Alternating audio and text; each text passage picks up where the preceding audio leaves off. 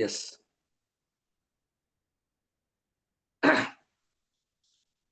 অসংখ্য ধন্যবাদ। জয় আরসিএম।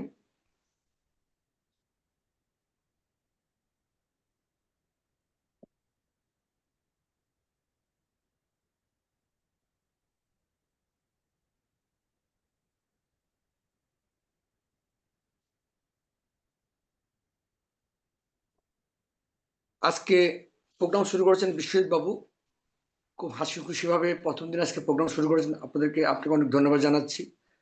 আর তার সঙ্গে ওয়েলকাম করছি আপনাদের সবাই মেন্টর গ্রেট আপলাইন সুকান্ত মিত্র স্যারকে আজকে অনেক অভিনন্দন জানাচ্ছি। প্রোগ্রামে উপস্থিত যারা যারা আছেন, বর্তমানে আমি দীঘাতে আছি, ট্যুর প্রোগ্রামে আছি।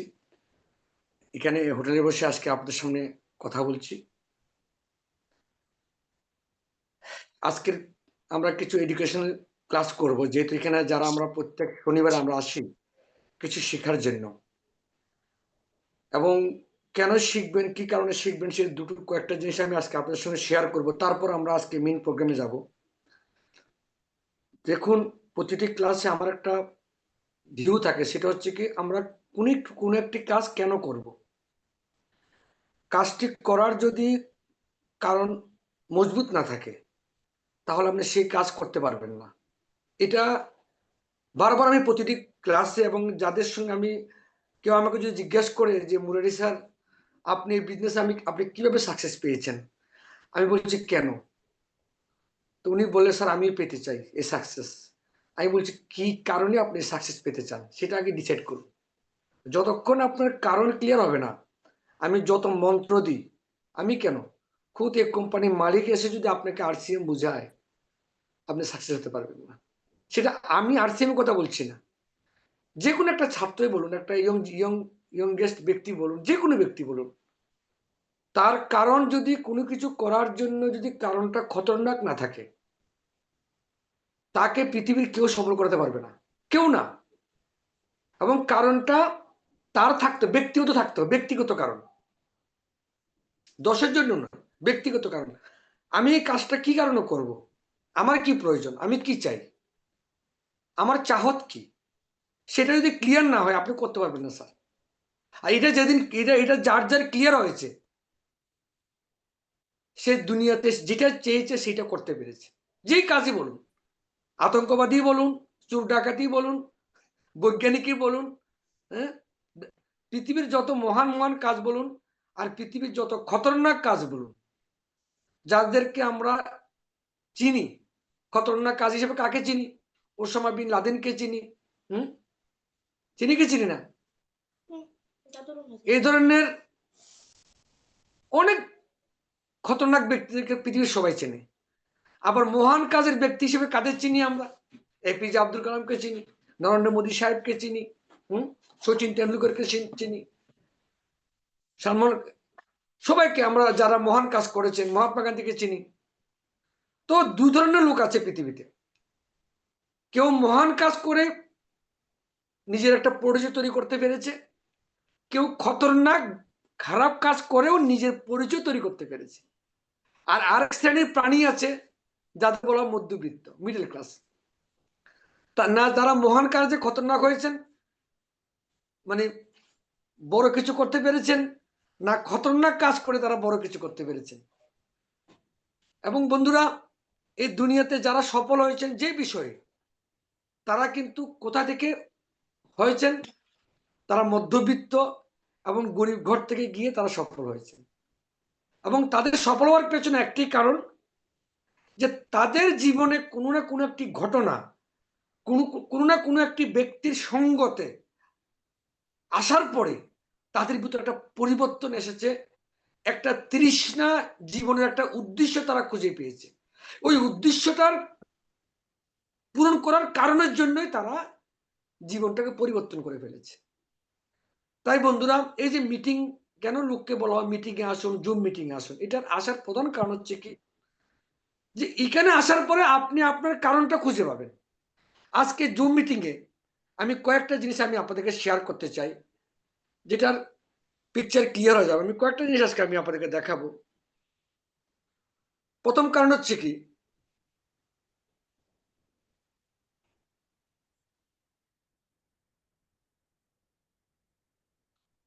Muốn tài liệu mà.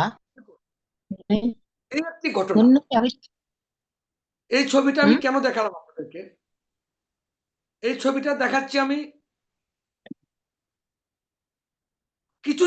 কয়েকদিন আগে বরপাতরিতে এই ঘটনাটা ঘটল। দেখুন এই যে ছেলেটা দেখতে পাচ্ছেন, ছেলেটাকে একবার দেখুন ভালো করে। এবং এই ছেলেটার উপরে ব্যক্তিটার উপরে, ওনার নাম শ্যামল পাটারি, উনি রং মিস্ত্রি কাজ করেন, ভালো পয়সা রোজগার করেন, ফুটফুট একটা বাচ্চা আছে, ওনার স্ত্রী আছেন, ওনার বৃদ্ধ মা বাবা আছেন, পুরা পরিবার এই শ্যামল পাটারির উপর নির্ভরশীল। এই পুরা পরিবার, তারা একটাই জিনিস জানে যে আমাদের শ্যামল জীবিত আছে, কাজ করে, আমরা সবাই ভালো আছি। আজকে আজকে যদি আমি বলি, এই শ্যামল পাটারি কিছুদিন আগে বরপাতরিতে বাচ্চাকে স্কুলে দিয়ে বাড়ি ফেরার পথে একটা ট্রাক অ্যাক্সিডেন্টে মারা গেছে। এখন আমি আপনাদের কাছে প্রশ্ন করি, সে তো পৃথিবীতে নেই, হয়তো সে বিয়ে করেছে, তার একটা মেচুর বয়স হয়েছে, বিয়ে করেছে, সংসার হয়েছে, মা বাবা আছে, সে পৃথিবীতে নেই। যে শ্যামলের কারণে তার স্ত্রী, তার সন্তানরা হাসি খুশি থাকতো, আজকে কি থাকতে পারবে বলুন? আজকে ওনার স্ত্রী এ বাচ্চা নিয়ে কোথায় যাবে? ওনার বৃদ্ধ মা বাবাকে কে সাহারা দেবে?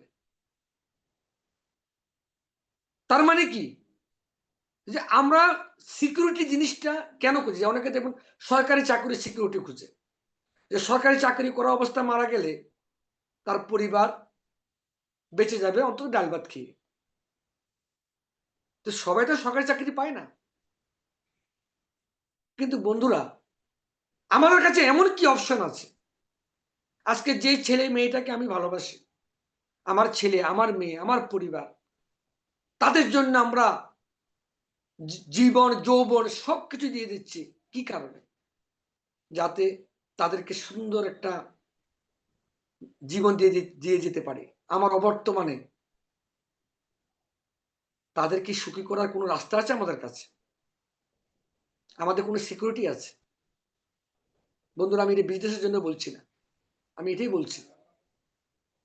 আজকে এই শ্যামল পাটারি যদি আরসিএম করতেন ভালোভাবে, আজকে উনি পৃথিবীতে নেই, ওনার মৃত্যুটা জন্য কেউ দায়ী নয়, না ওনার মা বাবা দায়ী, না কেউ দায়ী। ওনার নিয়তি ছিল, আমাদেরও সেম অবস্থা। আজকে উনি উনি চলে গেছেন, ওনার পরিবারের কত ইনকাম আসবে ওনার ওনার কাছ থেকে, ওনার রোজগার থেকে? এক টাকা আসবে না। আজকে ওনার পরিবার অসহায়।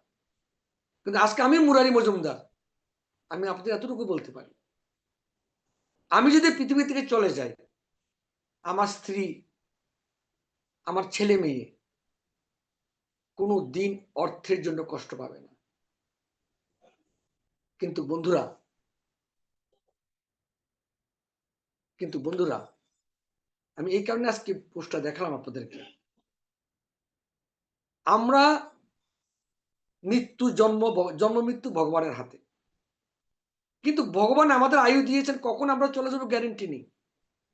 কিন্তু আমাদের কাছে যতক্ষণ নিঃশ্বাস আছে ততক্ষণ পর্যন্ত আমরা আমরা এমন একটা কাজ করতে পারি যাতে আমাদের মৃত্যুর পরেও আমাদের পরিবার বেঁচে যায়। আমি আরেকটা ছবি দেখাচ্ছি আপনাদেরকে আজকের ক্লাসে। আরসিএম বিজনেস কেন করবেন, এক সেকেন্ড।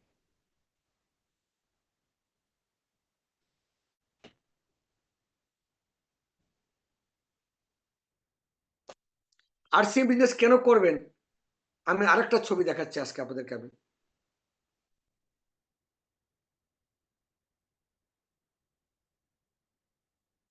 এই একটা ছবি দেখুন, ভালো করে সবাই এই ছবিটা দেখুন। এই লোকটার বয়স কত হতে পারে? এই লোকটার বয়স রমেশবাবু মাইক্রোফোন অফ করুন। এই লোকটার বয়স ন্যূনতম 60-65 বছর বয়স। এই 60 বছর বয়সেও ডাল ভাতের জোগাড়ের জন্য ফুটপাতে বসে টাকা রোজগার করতে করতে স্ট্রোক হয়ে দেখেন ওনার পেশাবের জায়গা দিয়ে পেশাব বেরিয়ে গেছে, উনি মারা গেছে। গণেশ বাবুর মাইক্রোফোনটা অফ করুন।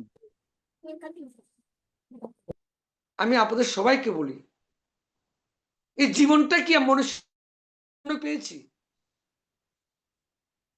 পৃথিবীতে চলে যাবো সবাই একদিন, কিন্তু জীবনটা কেন এমন হবে যে আমার অকাল মৃত্যুর কারণে আমার পরিবার অসহায় হয়ে যাবে? কথা আপনারা ফিলিস করবেন না। মুনির স্যার কি বলছে, কিন্তু আর যদি একবার সময় হয় ওই শ্যামল পাটারির বাড়িতে গিয়ে দেখবেন ওই পরিবারটা কি ভাবছে। ওই পরিবারের রোজগার কে করবে? উনি ভালো রং মিস্ত্রি, ওনার বাচ্চা গিয়ে রং মিস্ত্রি কাজ করতে পারবে? ওনার স্ত্রী গিয়ে কে সেই রং মিস্ত্রি কাজ করতে পারবে? ওনার বৃদ্ধ মা বাবা গিয়ে কি সেই রং মিস্ত্রি কাজ করতে পারবে? কারণ আমরা যে কাজটা করছি সেটা হচ্ছে অ্যাক্টিভ ইনকাম। যতক্ষণ শরীর ঠিক ততক্ষণ ইনকাম ঠিক, যতক্ষণ শরীর ঠিক নেই ইনকাম বন্ধ। এই বয়স্ক লোকটা দেখেন 60 বছর 65 বছর পর্যন্ত ডাল ভাতের জন্য কাজ করে গেছেন, ডাল ভাতের জন্য। হয়তো আপনারা অনেকে আছেন তার চেয়ে তো কাজ করছেন ভালো, কিন্তু একবার নিজেকে ভেবিয়ে দেখুন, যে যে কাজ প্রফেশনে আছেন উনি ফুটপাতে বসে এইসব জিনিস বিক্রি করছেন, কিন্তু আপনারাও কোনো না কোনো কাজ করছেন।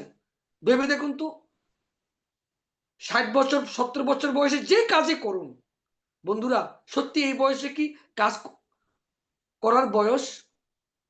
এই বয়সটা কি কাজ করার জন্য? 60 বছর 70 বছর বয়স পর্যন্ত কি পয়সার জন্য কাজ করার জন্য পৃথিবীতে এসেছি আমরা? না বন্ধুরা। কিন্তু বিকল্প রাস্তা কি আছে? কারণ আমার বাবাকেও দেখেছি, আমার বাবাও এই বয়সে কাজ করে গেছেন লক্ষ্মীছড়াতে। আমার বাবা হাল বিক্রি করেছিলেন, তখন ওই ট্রাক্টর মেশিন ছিল না, ট্রাক্টর মেশিন ছিল না, ওই বলদ দিয়ে নাঙ্গলে হাল বিক্রি করা হতো। আপনার জমিতে গিয়ে হাল চাষ করে দেবে, 200 টাকা 250 টাকা দিত।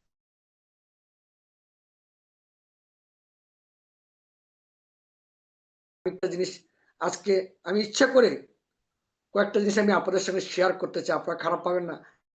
তারপর আজকে কিছু বিশেষ বিষয় নিয়ে আজকে আলোচনা করবো আপনাদের সাথে, যেগুলি বন্ধুরা আপনাদের জীবন নাড়িয়ে দেবে।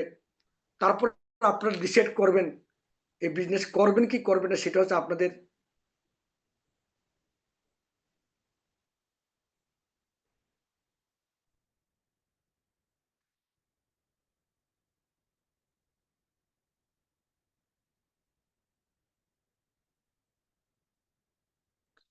এবার দেখুন, এই একটা ব্যক্তি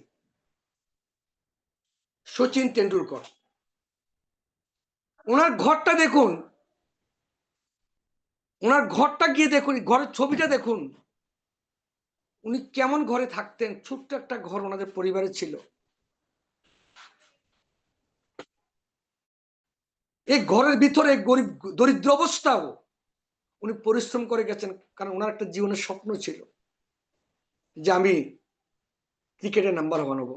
এই একটা ব্যক্তি দেখুন,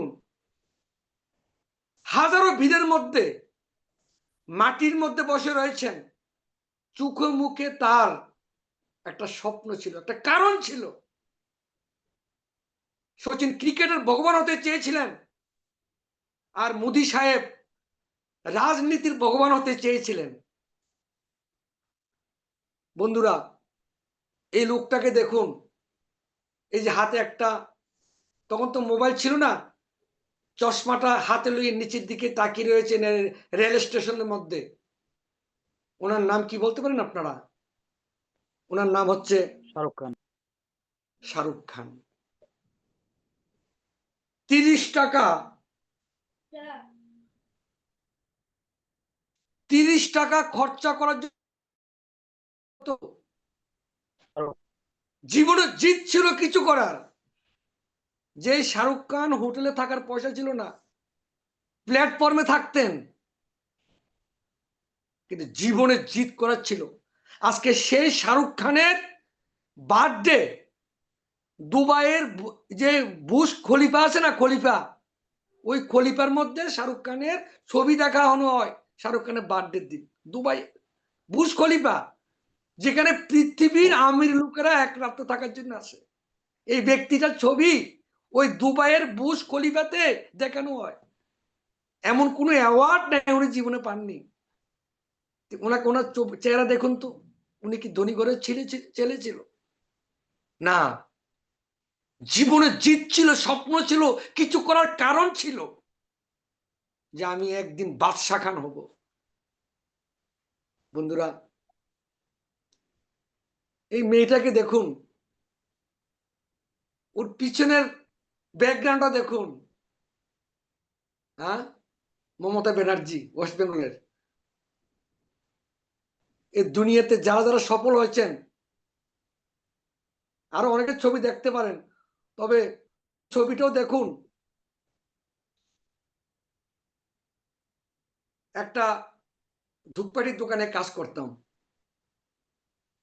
আগরতলাতে, কিন্তু যেদিন কারণ বুঝে গেলাম যে আমি কেন সন্ধ্যা 7টার পরে রেস্ট, সারাদিন ধূপকাঠির কার্টন টানাহেসরা করার পরে সন্ধ্যা 7টার পরে যখন অক্লান্ত হয়ে পড়ি, ওই অক্লান্ত সময়টাতে কেন আমি আর্টসে বিজনেস করব, কেন আমি মিটিং এ যাব, যেদিন কারণটা খুঁজে পেয়েছি সেদিন মুরারি মজুমদার তার জীবনে পরিবর্তন হয়ে গেছে। তো প্রশ্ন হচ্ছে কি জানতো বন্ধুরা, কোনো কিছু করার কারণ যদি থাকে না, ক্লিয়ার থাকে না, আপনাকে দুনিয়াতে কেউ আটকাতে পারে, কেউ আটকাতে পারবে না আপনাকে দুনিয়াতে, কেউ আটকাতে পারবে না। শুধু আপনি ক্লিয়ার হয়ে যান, আপনি লাইফে কি চান, আপনি লাইফে কি চান সেটা ক্লিয়ার হয়ে যান। যখন আপনি লাইফে কি চাইবেন, এই যে আসামের হেমা দাস স্বর্ণ পদক ভারতকে এনে দিয়েছে, এই মেয়েটার ছবি দেখুন। কি দৌড়ানোর লোক কি বিলুনিয়াতে নেই, শান্তিবাজারে নেই, আমাদের ত্রিপুরাতে নেই? কি আসামের হেমা দাসের শরীর কি আগের থেকে মজবুত ছিল? আসামের হেমা দাস কি কোটিপতি ঘরের মেয়ে ছিল? জীবনে যার স্বপ্ন বড়, অরুণিমা সিনহা, ভালো করে ছবিটা দেখুন, পাটা দেখুন, একটা পা নেই, নকল পা লাগিয়ে মাউন্ট এভারেস্ট বিজয় করেছেন। কেন? কারণটা ছিল বড়, কারণ এক পা না থাকলে রেল স্টেশনে ভিক্ষা চাওয়া ছাড়া কোনো রাস্তা নেই।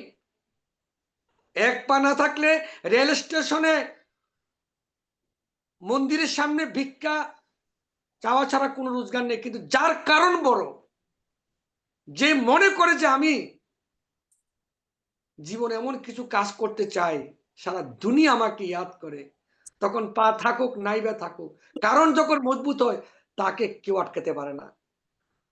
উনি হচ্ছেন হকিংস। Stephen Hawkings. বায়ুর চাপ, প্যারালাইসিস, কি প্যারালাইসিস, ভয়ঙ্কর প্যারালাইসিস, হাত পা কোনো শরীরের কোনো অঙ্গ কাজ করে না, শুধু চোখের রাজাগুলি নড়ে। চোখের রাজাগুলি, রাজার ইশারা দিয়ে কম্পিউটারের মাধ্যমে উনি বায়ুর চাপ আবিষ্কার করে পৃথিবীর একজন বিখ্যাত বৈজ্ঞানিক হয়েছেন। আমি আপনাদের প্রশ্ন করি, এখানে যারা যারা জুমে মিটিং এ আছেন, দেখুন, বাহানা করা, আমি গরিব ঘরের সন্তান, আমার পয়সা কম, আমার বয়স হয়ে গেছে, আমি পারি না, দেখুন এগুলি সম্পূর্ণ ধরনের একটা রোগ, ক্যান্সার রোগ, এগুলি ক্যান্সার, ভয়ঙ্কর ক্যান্সার। এই ক্যান্সার রোগে যদি আপনি আক্রান্ত হয়ে যান, আপনাকে পৃথিবীর কেউ আপনাকে সাকসেস করতে পারবে না। তারা অন্যের সাকসেসের জন্য হাত তালি দেবে। ওই আগরতলাতে কালকে একজন গায়ক এসছেন, আগরতলাতে কালকে যে গায়ক এসছেন, ওই প্রোগ্রামে কালকে 30,000 লোক হয়েছে। 30,000 লোকের মধ্যে কতজন লোক ওই প্রোগ্রামে ভিড় দেখে এই সংকল্প নিয়েছে যে একদিনও আমি এমন কাজ করব, এই ভিড়ের মধ্যে আমি ভিড়ে থাকবো না, আমি স্টেজে থাকবো, আমার পরিচয় একটা থাকবে স্টেজে। এই যে জুবেন যিনি এসছেন, উনি ইন্ডিয়ান আইডলে পার্টিসিপেট করেছিলেন ইন্ডিয়ান আইডল হওয়ার জন্য। ওনার পরীক্ষা কে ছিলেন জানেন? ওনাকে পরীক্ষা ওই দিন বিচারক ছিলেন, হ্যাঁ নামটা ভুলে গেছি, খুব বড় ধরনের সিঙ্গার, অল্প বয়সের সিঙ্গার।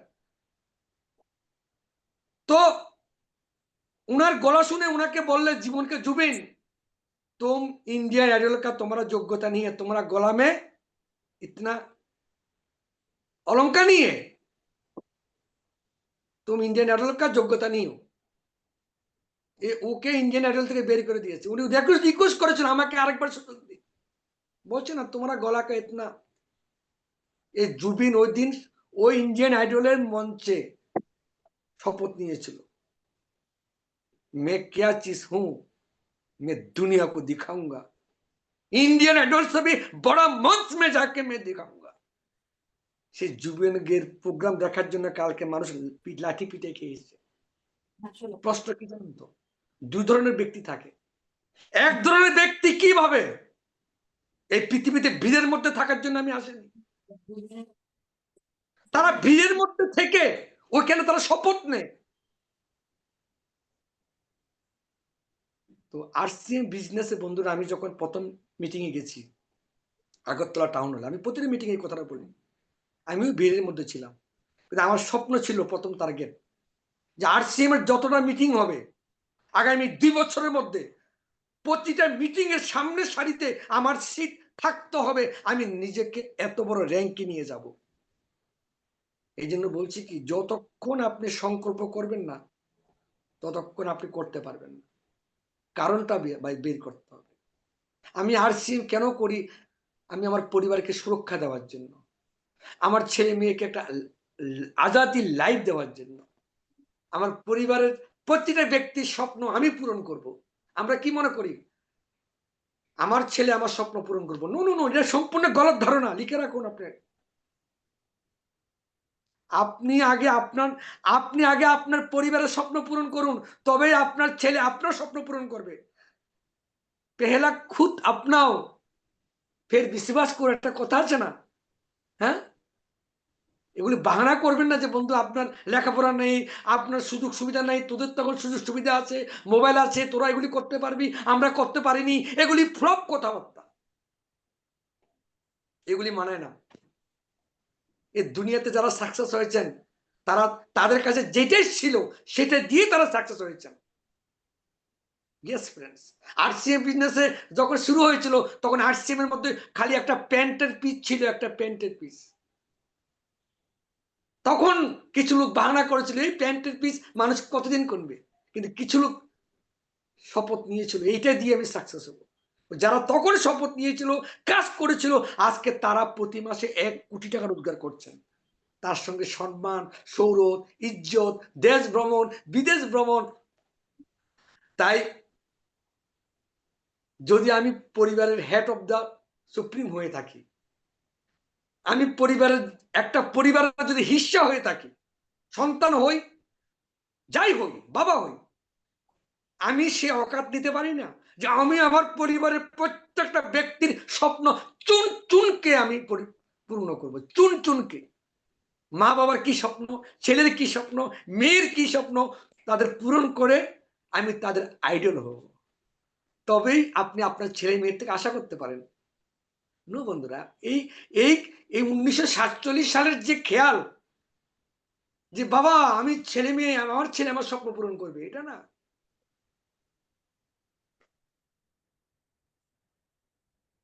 আপনাকে আপনি পূরণ করে দেখালেই ধীরুভাই আম্বানি ছেলে স্বপ্ন পূরণ করবে এই বিশ্বাসে চলেননি। ধীরুভাই আম্বানি নিজের স্বপ্ন পূরণ করে ছেলে মেয়ের স্বপ্ন পূরণ করেছেন। তো এই কারণগুলো যদি থাকে আপনাকে কেউ আটকাতে পারবে না। আজকে আমি দীঘা মন্দারমণিতে যাই, এখানে একটা রিসোর্টে গিয়েছি আমরা, একদম সমুদ্রের সামনে রিসোর্টটা। বিশ্বাস করবেন ওইখানে রিসোর্টের ভিতরে তো সবকিছু আছে, সুইমিং পুল, ওয়াটার পার্ক, সবকিছু আছে। সবচেয়ে মজা হচ্ছে সমুদ্রের পাড়ে এভাবে চেয়ার বিছানো আছে, ঘুমানো চেয়ারগুলি। বিকালবেলা যদি এখানে বসলে পুরা সমুদ্রকে অনুভব করা যায়। কেন আমরা পরিবারকে নিয়ে আসতে পারি না দুদিনের জন্য? কিন্তু সেটার ড্রিম থাকতে হবে। যদি মনে করি যে আমার কাছে রবার বাগানটা আমার জীবনের স্বপ্ন, আমার মুদির দোকানটা আমার জীবনের স্বপ্ন, আমার চাকরিটা আমার জীবনের স্বপ্ন, আমার গাড়ির ড্রাইভিংটা আমার জীবনের স্বপ্ন, তাহলে উপরে যেতে পারবেন না। এর জন্য স্বপ্ন দেখুন, আর স্বপ্ন দেখলে আরসিএম ব্যবসা করতে পারবেন। আরসিএম ব্যবসা করার জন্য প্রথমে কি করা জরুরি? কিছু জিনিস আমাদেরকে পরিবর্তন করতে হবে। দেখুন, আমি জানি আপনাদের স্বপ্ন আছে, কিন্তু কিভাবে সেটাকে পূরণ করবেন, আর সেই বিজনেস কিভাবে শুরু করবেন? প্রথম হচ্ছে এই বিজনেসের সাকসেস হওয়ার জন্য প্রথম রুলস, আপনি যাকে এই বিজনেসে বিশ্বাস করেন, আপনার আপলাইন, আপনার মন থেকে মনে হয় যে না, এই লোকটার সঙ্গে থাকলে আমি আমার স্বপ্ন পূরণ করতে পারবো, ওই লোকটার কাছে নিজেকে সমর্পিত করে দিন। সমর্পিত। ওই লোকটা যদি বলে যে 12টার সময় গিয়ে ঠান্ডা জলে ডুব দেওয়ার জন্য, yes sir, I am ready. কারণ গুরু বিনা গতি নাই, একটা কথা আছে। প্রথম কাজ, আপনি আপনার আপলাইন বলেছে আজকে মিটিং অ্যাটেন্ড হতে হবে, তো ঝড় তুফান যাই কিছু আসুক, আমাকে আজকে মিটিং অ্যাটেন্ড হতে হবে। আপলাইন বলেছে 100% প্রোডাক্ট ইউজ করতে হবে। প্রথম। 2 নম্বর হচ্ছে কি, এই বিজনেসের সাকসেস হতে হলে নিজেকে পরিবর্তন করতে হবে। কিছু কিছু জিনিস যেমন ইনভাইট করা, আমরা যেমন প্রথমে আমরা কি করি, মোবাইলে ইনভাইট করি। আজকে মোবাইলে ইনভাইট করার উপর কিছু টিপস আপনাকে দিয়ে যাচ্ছি। মোবাইলে যখন আমরা কাউকে প্ল্যান করি যে এই লোকটাকে আমি জয়েন করাবো আরসিএম এ, তাকে আমি জয়েন করাবো, তো মোবাইলে কিভাবে আমরা ইনভাইট করবো, মিটিং এ আসার জন্য কিভাবে ইনভাইট করবো, কেউর বাড়িতে যাওয়ার জন্য, তার সঙ্গে দেখা করার জন্য কিভাবে মোবাইলে তার সময়টা নেবেন, এটা বহুত ইম্পর্টেন্ট জিনিস। প্রথম হচ্ছে কি, মোবাইলে যখন আপনারা কেউর সঙ্গে কথা বলবেন, কোম্পানির নাম উচ্চারণ করতে পারবেন না, নাম্বার 1। নাম্বার 2, কি প্রোডাক্ট, এই প্রোডাক্টের কি উপকারিতা, কি কমিশন দেয়, কোনো কিছু বোঝাতে পারবেন না। মোবাইলে শুধু এতটুকু বলতে পারি যে বিশ্বজিৎ বাবু বা বিশ্বজিৎ ভাই, যেইভাবে কথা বলে, আমরা অনেক সময় কি বলি জানেন তো, সারা জীবন তাকে আমি বিশ্বজিৎ বলে ডেকেছি, এখন তাকে বলছি বিশ্বজিৎ স্যার কেমন আছেন। আরে মিত্র আমাকে সারা জীবন বিশ্বজিৎ বলে ডাকে, আজকে বিশ্বজিৎ স্যার কেন বলছে? গন্ডগোল তো আছে কিছু না কিছু। তো আমরা কি করি, আরসিএম বিজনেস করতে হলে শুরুয়াত নতুন লোকের সাথে আমরা কোনো ধরনের পরিবর্তন আমরা নিজেকে করতে পারবো। নতুন লোকের সঙ্গে আমরা নর্মাল ভাবে ইনভাইট করতে পারি। বিশ্বজিৎ তুমি তুই আসছিস, তোর সঙ্গে একটা বিষয় নিয়ে কথা বলবো, আমি একটা বিজনেস করার প্ল্যানিং করছি, এই বিজনেসটা নিয়ে তোর সাথে একটু সলা পরামর্শ করতে আসবো, তুই কোন সময় ফ্রি থাকিস ভাই? আমি, আমার মনে হচ্ছে যে আমার তো বন্ধু বান্ধব অনেক আছে, তোর থেকে যদি পরামর্শটা নিই তাহলে মনে আমার ভালো হবে। আর বিজনেসটা আমার খুব ভালো লাগছে, হয়তো তোরও যদি ভালো লাগে, এটা আমরা পার্ট টাইম হিসেবে করতে পারি, ইনভেস্টমেন্ট সেই বিষয় লাগে না, কিন্তু তোর সঙ্গে আমার, আমি তোর রায় নাই নিয়ে, তোর সঙ্গে বোঝাপড়া না করে আমি ব্যবসাটা করতে পারবো না। তুই ভাই আমাকে একটু হেল্প করবি? তুই কোন সময় ফ্রি থাকিস? সে আপনাকে বলবে কি বিজনেস বল না, ফোনে বল না, কি কোম্পানি।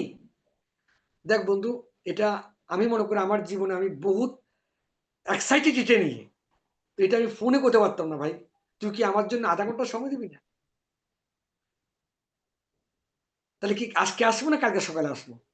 না, কালকে সকালে আসবি, আমি 2 ঘন্টা ফ্রি থাকি, বাস। এইভাবে কোনোদিন বিজনেসে মোবাইলের মাধ্যমে বন্ধুকে বলবেন না যে এটা আরসিএম, এখানে তেল খুব ভালো, হেলগার তেল ভালো, গামারে যে কোনো, হ্যাঁ আপনাকে বারবার বলবে এটা কি কোম্পানি কি বিজনেস। না বন্ধু, এটা বহুত বড় একটা অপরচুনিটি, আমি, আমার খুব ভালো লাগছে, কিন্তু তোর রায় না নিয়ে আমি করতে পারবো না। প্রতিটা মিটিং এ প্রতিটা লোককে এই কথা বলবেন, তোর রায় ছাড়া, তোর বিচার ছাড়া করতে। তখন দেখুন এই দুনিয়াতে মানুষ রায় দিতে ভালোবাসে। দেখবেন আপনার বাড়িতে একটা ঘটনা ঘটলে আশেপাশে সবাই এসে আপনাকে রায় দিয়ে যাবে। আপনার বাড়িতে কেউ অসুস্থ হলে এই বলবে গরম জল খাবা, ওই বলবেন লবণ খাবা, এই বলবে তুলসী খাবা। মানে আমাদের হিন্দুস্তানের ভারতীয়দের মধ্যে রায় দেওয়ার জন্য সবাই তৈরি আছে।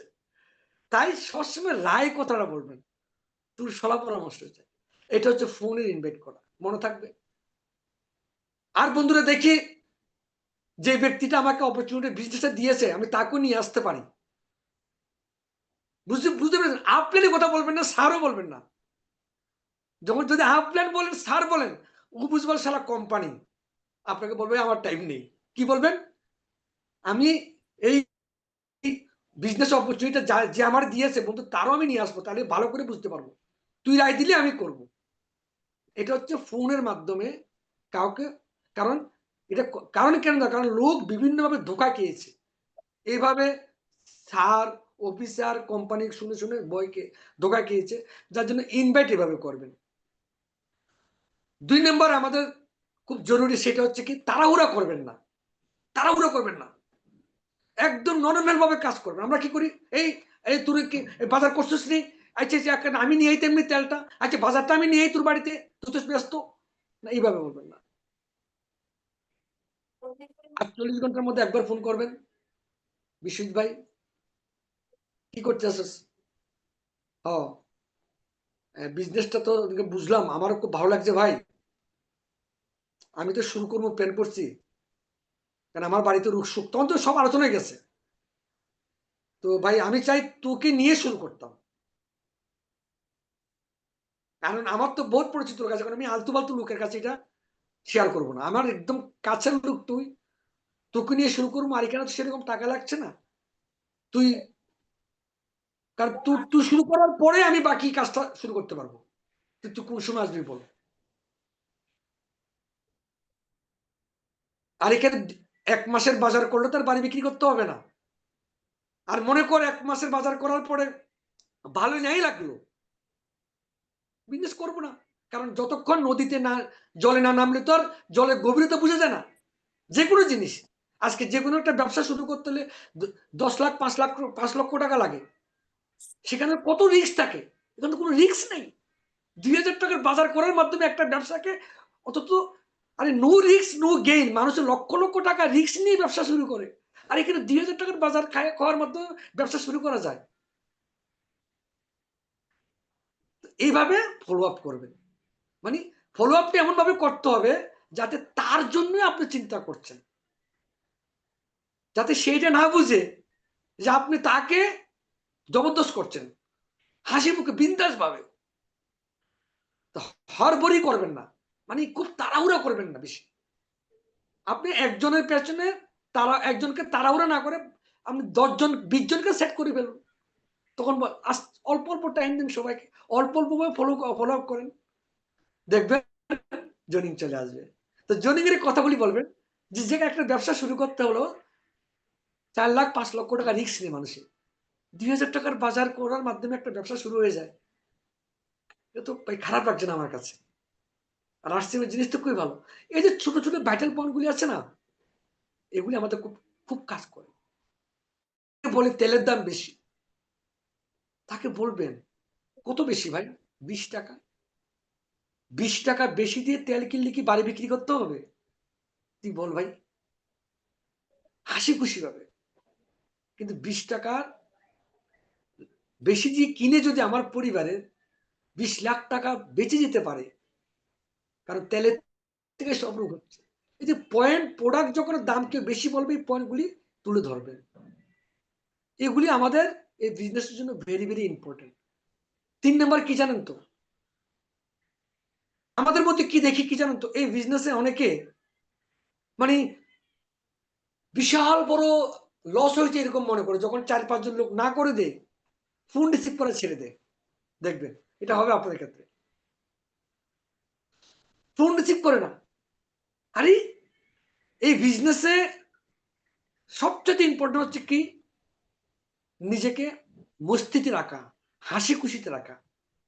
আমি নিজেকে হাসি খুশিতে রাখি সবসময়, কারণ আমার স্যার একটি কথা বলেছেন, আমি একজন বহুত করুরপতির একটা ডিকশনারির একটা শব্দটা কি জানেন তো, শব্দ হচ্ছে, এটা আপনাদের খুব কাজ দেবে, ভালো করে কথাটা শুনুন। আমরা যখন হাসি খুশিতে থাকি, আমাদের ব্রেন থেকে ডোকুপিল নামে এক ধরনের হরমোন বের হয়। যেটা আমাদের ব্রেনটাকে স্ট্রং, শক্তিশালী এবং চতুর বানায়। ব্রেনটাকে মানে ব্রেনটা মানে খুলে যায়, ব্রেনটা আপনাকে এমন ভাবে তৈরি করবে আপনি ভাবতে পারবেন না। আর যদি আমরা যদি সবসময় নারাজ ভাবে থাকি, মন খারাপ করে থাকি, দুঃখী দুঃখী থাকি, তখন আমাদের শরীর থেকে এক ধরনের কেমিক্যাল বের করে, যেটা আমাদের ব্রেন ড্যামেজ করে এবং রোগে ধরে নেয়। যেমন আজকে সুগার, সুগার বাড়ার পেছনে স্ট্রেস একটা বোধ কারণ, টেনশন, স্ট্রেস। যারা দেখবেন একদম লোকের সঙ্গে কম কথাবার্তা বলে, সবসময় উগ্র মেজাজ থাকে, দেখবেন তারা বেশি স্ট্রোক করে। কারণ আমাদের শরীর থেকে এমন ধরনের কেমিক্যাল বের হয় যেগুলি আমাদের শরীরের সেলগুলিকে ড্যামেজ করে ফেলে। তো যেখানে হাসি খুশি থাকা প্রথম হচ্ছে শরীরের জন্য খুব ভালো, ব্রেনের জন্য খুব ভালো। আর আপনি হাসি খুশি থাকলে আপনার স্ত্রী, আপনার ছেলে মেয়েরা কি ভাববে, আমার বাবা সত্যি ভালো কাজ করছে মনে হয়, কোনো টেনশন নেই, বাড়ির লোকগুলিও হাসি খুশি থাকবে। আর আমি যদি সারাক্ষণ একদম মন মেজাজ বেঁচে করে থাকি, মেয়েকে গালি দিয়ে এই কি করছিস, তা আপনার পরিবারের লোকগুলিও ঘাবড়ানো অবস্থা থাকবে। কারণ একটা বিজনেস তৈরি করতে হলে ঘর থেকে শুরু করতে হয়। ঘরের মধ্যে যদি অশান্তি থাকে, রোগ সুখ লেগে থাকে, আপনার চেহারার মধ্যে যদি মানে টেনশন, বিরক্তি ভাব থাকে, আপনি আপনি লোকের কাছে আপনি জায়গা পাবেন না। কারণ লোক আপনাকে দেখুন, মানুষ কি জানেন তো, মানুষ জীবনে কোনোদিন একটা ব্যাট বল মারেনি। সেই ব্যক্তিটা সচিন তেন্ডুলকর যখন ক্যাচ হয়ে যায়, আউট হয়ে যায়, তখন সচিনকে গালিগালাজ করে, দেখলি দেখলি সচিন তেন্ডুলকর এই বলটা ছেড়ে দিল, কি সহজ বল, এটা কি দরকার ছিল খোঁচা মারার। এই জ্ঞানটা কারা দেয় জানেন তো, কারা দেয়? আমার মতো আপনার মতো ব্যক্তিরা। ইয়েস না? অর্থাৎ কি, আপনার ব্যাপারে রায় দেওয়ার জন্য লোকের অভাব নেই। আপনি যখন মন খারাপ করে থাকবেন, ভাববে দেখ কি ব্যবসাতে জয়েন করেছে, মনে হয় সারাদিন ব্যবসা নিয়ে দৌড়ঝাঁপ করছে, সে মরবে, আমাকেও মারবে, দরকার নেই, তার সাথে তার ফোন রিসিভ করবে না। এই জন্য সবসময় হাসি খুশি থাকবেন। এবং লাস্টে একটি কথা বলবো, ভগবান প্রতি ক্ষেত্রে আমাদেরকে পরীক্ষা করে। এই জীবনটা গড়ার জন্য পরীক্ষা দরকার, ভৌতিক হোক পারমার্থিক হোক। ভৌতিক পরীক্ষা কিরকম, ক্লাস 1 থেকে 2 তে উঠতে হলে পরীক্ষা দিতে হবে, 2 থেকে 3 তে উঠতে হলে পরীক্ষা দিতে হবে। আচ্ছা, যদি পরীক্ষা না থাকতো জীবনে কি হলো বলুন? মনে করুন পরীক্ষা জিনিসটা নেই, তাহলে জীবনে কোনো উন্নতি হবে? তাহলে পরীক্ষা থাকা জরুরি। এখন আরসিএম বিজনেসে আমি আমার 7 পুরুষের জীবন পরিবর্তন করতে এসেছি। তাহলে পরীক্ষাটা কি 1-2 মতো হবে, মাধ্যমিক 12 মতো হবে, নাকি আছে তাকড়া হওয়া জরুরি? পরীক্ষাটা কেমন হওয়া জরুরি? ভাই পরীক্ষা যত সহজ, ডিগ্রি ভ্যালু তত সহজ। যেমন আইপিএস অফিসার যারা হয়, ইন্ডিয়ার মধ্যে সবচেয়ে টাফেস্ট পরীক্ষা কি জানেন তো? আইপিএস অফিসার সবচেয়ে টাফেস্ট, কঠিন পরীক্ষা। এবং যারা আইপিএস পাস করেনি তাদের সম্মান কি? একজন প্রধান মুখ্যমন্ত্রীও আইপিএস অফিসারকে, কারণ আইপিএস অফিসার এমন ধরনের একটা পদ, সে অনেক কিছু করতে পারে। তাহলে যত বড় র্যাঙ্ক, পরীক্ষা তত তাগড়া। তা আরসিএম বিজনেসে যখন আমরা এসেছি, পরীক্ষাতে দিতে হবে। কি পরীক্ষা? তবে হ্যাঁ, 2 বছর, 2 বছর পরীক্ষা দিতে হবে। লোককে বুঝাবেন, আপনি যাবেন লোককে বুঝাতে, লোক আপনাকে উল্টা বুঝিয়ে দেবে। হ্যালো, যতদিন লোক আপনাকে উল্টা বুঝিয়ে দেবে, মনে করতে হবে আমাকে শিখতে হবে। আর যেদিন আপনি লোককে বুঝাতে পারবেন, মন থেকে স্যাটিসফ্যাকশন হবেন, ওই দিন আপনি হয়ে গেছেন। তো প্রথমে কি, লোক আপনাকে উল্টা বুঝিয়ে দেবে, এটা হচ্ছে পরীক্ষা। এবং আপন আপন মানুষগুলিকে ফোন ধরবে না, এমন এমন তর্ক বুঝিয়ে দেবে, আপনি ভাববেন আরসিএম এসে ভুল করে ফেলেছেন। যে ব্যক্তি আরসিএম করার কারণ, যেটা আমি প্রথমে বলেছিলাম, আরসিএম করার কারণটা যার মজবুত, সে জানে এটা আমার পরীক্ষা। কঠোর পরীক্ষা যখন হয়, যারা কমজোর দিল, কঠোর পরীক্ষা দেখলে তারা পালিয়ে চলে যায়, তারা মাঠ ছেড়ে, খেলা ছেড়ে চলে যায়। আর যারা মজবুত দিল, মজবুত তাকত, মজবুত ইরাদা, মজবুত সংকল্প, যে জীবনটাকে যারা খেলা মনে করে না, যারা জীবনটাকে খুব মূল্য দেয়, যারা জীবনটাকে খুব সিরিয়াস মনে করে, তারা কঠোর থেকে কঠোর পরিশ্রমকেও তারা চ্যালেঞ্জ করে। আমি চ্যালেঞ্জ করতে চাই, দেখি কি হয়। সেরকম চ্যালেঞ্জ করেছেন সুকান্ত মিত্র স্যার, সেরকম চ্যালেঞ্জ করেছেন প্রদীপ দেববর্মা স্যার, সেরকম চ্যালেঞ্জ করেছে মুরারি।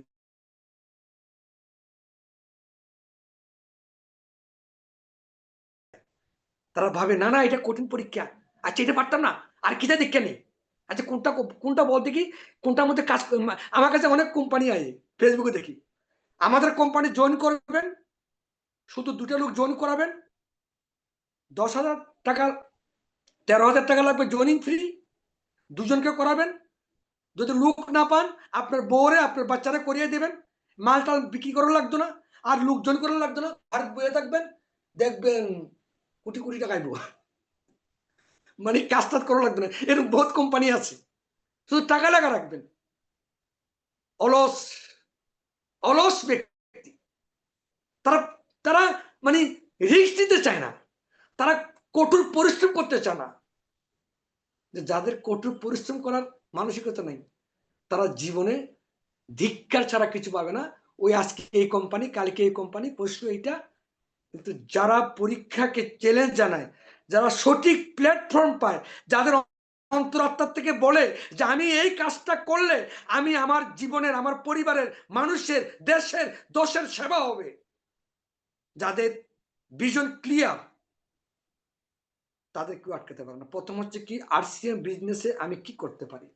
আরসিএম বিজনেসে আমি ওদিনকে আমি গ্রুপে একটা পোস্ট করেছি যে আমি মুরারি মজুমদার, আমি স্বপ্ন নিয়েছি 2030-এর মধ্যে অন্তত 1,000 লোককে 1 লক্ষ টাকা ইনকামের জায়গায় নিয়ে আসবো। এটা আমার টার্গেট 2030-এর মধ্যে। কত লোক? 1,000 লোককে 1 লক্ষ টাকা ইনকামের তালিকায় নিয়ে আসবো। মুখ্যমন্ত্রী মানিক সাহা পারবেন? উনি বলতে পারবেন 2030-এর মধ্যে 1,000 লোককে উনি 1 লক্ষ টাকা দামে চাকরি দেবেন? পারবেন না। কিন্তু আরসিএম এর মধ্যে আপনি পারেন স্যার।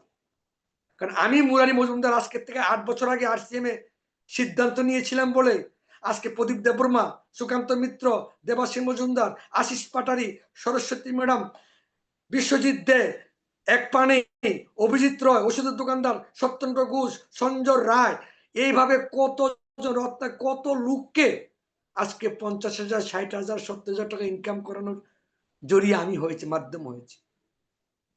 তাহলে কেন পারবো না আমি 2030-এর মধ্যে? এই জন্য স্বপ্ন দেখুন বন্ধুরা, আরসিএম বিজনেস আগামী দিন ঘরে ঘরে হবে, কিন্তু নিজেকে পরিবর্তন করতে হবে, ধৈর্য রাখতে হবে। এটা নিয়ে দিনে অন্তত 2 ঘন্টা, আরসিএম নিয়ে 2 ঘন্টা, আরসিএম আর আপনি মাঝখানে কেউ থাকতে পারবেন না। 2 ঘন্টা, 2 বছরের জন্য নিজেকে চেক করুন। আজকে মিটিং এ যারা যারা আছেন, বিগত 1 সপ্তাহ পর্যন্ত এই কাজটা করেছেন কি? আজকে শনিবার, শুক্রবারে কি 2 ঘন্টা আরসিএম দিয়েছেন? আমি বলছি না 2 ঘন্টা বাড়ি থেকে বেরোনোর জন্য, 2 ঘন্টা আরসিএম নিয়ে ভাবা, হয় ভিডিও দেখা, প্রোডাক্ট নলেজ নেওয়া, লোককে ফোন করা, আপলাইনকে ফোন করা, 2 জন লোকের সঙ্গে দেখা করা।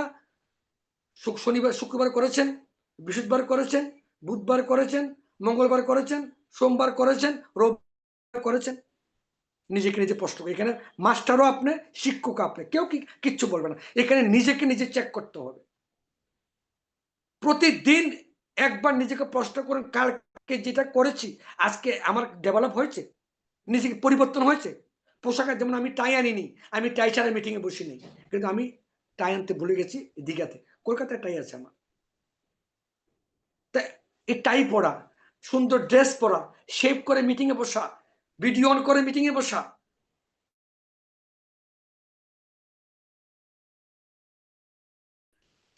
বলবো কি নিজেকে পরীক্ষা করছেন আপনি?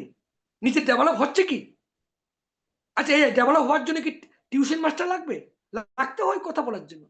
নিজেকে শেপ টেপ করে রাখা, ক্রিম টিম দিয়ে চুল টুল আঁচড়িয়ে সুন্দরভাবে মিটিং এ বলা, এগুলি কি স্যার এগুলি করতে পারে না? এই তো RCM।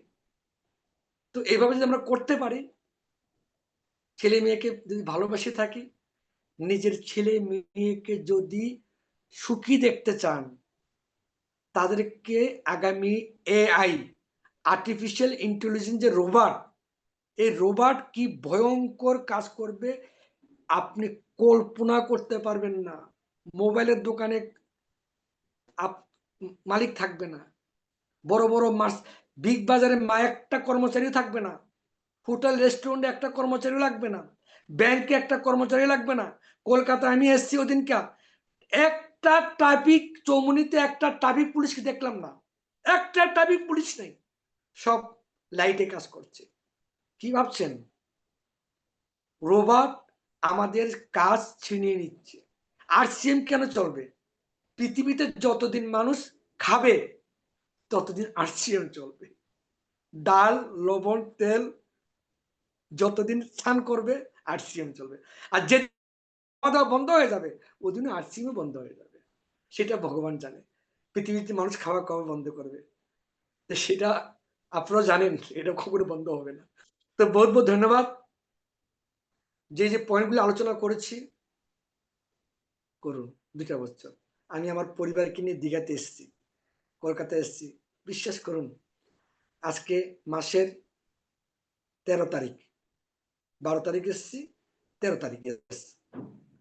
আমার ব্যবসা প্রায় 16 লক্ষ টাকা হয়েছে। কত? 16 লক্ষ। পিভি ডিস্ট্রিবিউটর পাশে 32 লাখ টাকা ব্যবসা হয়েছে। আমি কোথায়? 3 তারিখ থেকে 16 তারিখ 13 তারিখ পর্যন্ত আমি তো ঘুরছি। ব্যবসা কত হয়েছে? 32 লাখ। এমন কোনো দোকান আছে দোকান বন্ধ করে রেখেছে, ঘুরতে গেছে, ব্যবসা 32 লাখ টাকা হয়? আপনি চাকরি করেন, ব্যাংকের চিফ ম্যানেজারিগিরি করেন, টেনশনে ঘুরতে পারবেন না, ছুটি শেষ হয়ে যাচ্ছে, দৌড়ে যেতে হবে। আমি যদি আরো 3 মাস ঘুরি সমস্যা নেই, আমি সেই প্যাসিভ ইনকামে চলে এসেছি। আমি যদি কাজ নাও করি আমার ইনকাম বন্ধ হবে না, আমার ইনকাম বন্ধ হবে না। আমার ছেলের, আমার মেয়ের, আমার 2টো আইডি আমি দুটোকে মজবুত করে ফেলেছি। কারণ যেদিন বুঝতে পেরেছি, কারণ আমরা সাউথ ত্রিপুরা ডিস্ট্রিক্টে পোলা পাই, সাউথ ত্রিপুরার মানুষরা যদি একবার মাথায় ঢুকাইলে না, বিলুনিয়া সাউথ ডিস্ট্রিক্টে আমাদের, তারা কিন্তু খতরনাক। তো আমরা সবাই সাউথের মানুষ। আমি যেদিন বুঝতে পেরেছি শালা আমার মতো গরিব মানুষের কাছে আর রাস্তা নাই, ওদিন আমার এখানে ব্যাটারিতে ব্রেনে ব্যাটারি লাগিয়ে দিয়েছে, একদম চার্জ করা ব্যাটারি।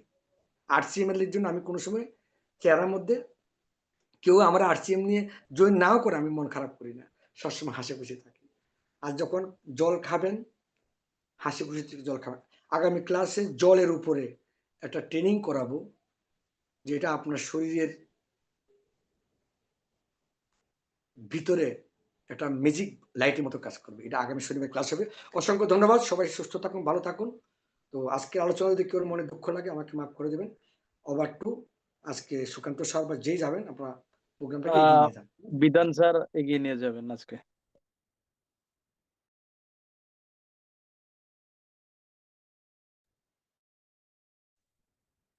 सर जय RCM। सर सुना যাচ্ছে আমার আওয়াজ?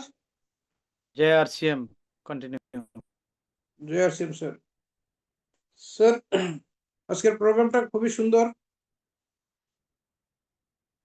আর স্যারের যে কথাগুলো শুনলাম, এই কথাগুলোর মাঝখানে মানে আমরা শিখতে লাগবো যে স্যার মানে যে কথা বললেন যে শিখতে লাগবে, নিজেরে চেঞ্জ করতে লাগবে এই জিনিসটাই। এবং সবচেয়ে বড় কথা যেটা আমাদের কেন RCMটা আমরা কেন করব সেই জিনিসটা আমাদের সবচেয়ে আগে ক্লিয়ার হতে হবে। কেন আমাদের